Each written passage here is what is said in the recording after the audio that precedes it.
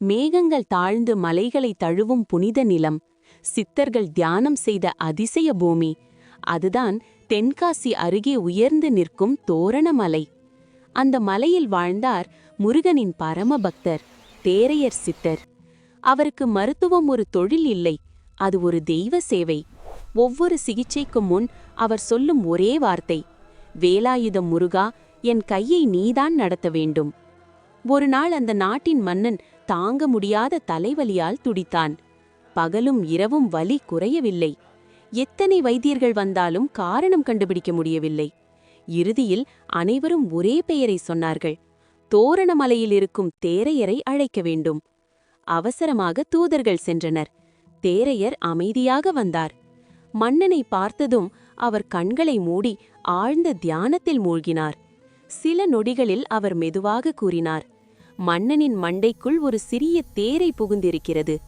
அதை அகற்றினால் மட்டுமே உயிர் காப்பாற்ற முடியும். அரண்மனை முழுவதும் அதிர்ச்சி. மண்டை ஓட்டை திறப்பதா? இது சாத்தியமா என்று அனைவரும் பயந்தனர். ஆனால் தேரையரின் முகத்தில் அச்சமில்லை. அவர் முருகனை நோக்கி உள்ளத்தில் ஜெபித்தார், முருகா, இது என் செயல் அல்ல, உன் அருள் நிகழ வேண்டும். அறுவை சிகிச்சை தொடங்கியது. முருகன் நாமம் ஒலிக்க தேரையர் மன்னனின் மண்டையை மிகுந்த கவனத்துடன் திறந்தார். உள்ளே பார்த்தபோது ஒரு உயிர் அசைந்து கொண்டிருந்தது. அதை பிடிக்க முயன்றால் மூளைக்கு சேதம் ஏற்படும். ஒரு கணம் கூட பதறாமல் தேரையர் அருகில் தண்ணீர் நிரப்பிய பாத்திரம் ஒன்றை வைத்தார். தண்ணீரின் சலசலப்பு கேட்டதும் அந்த தேரை தானாகவே வெளியே குதித்தது. அந்த தருணத்தில் அனைவரும் மூச்சை நிறுத்தி பார்த்தனர்.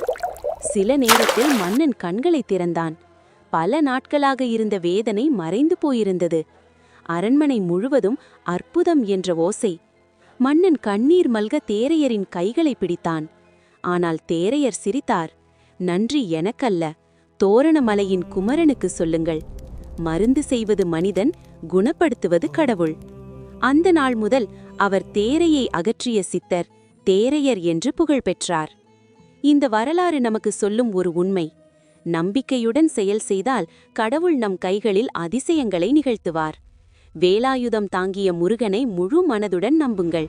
அவர் அருள் இருந்தால் முடியாதது இந்த உலகில் எதுவும் இல்லை.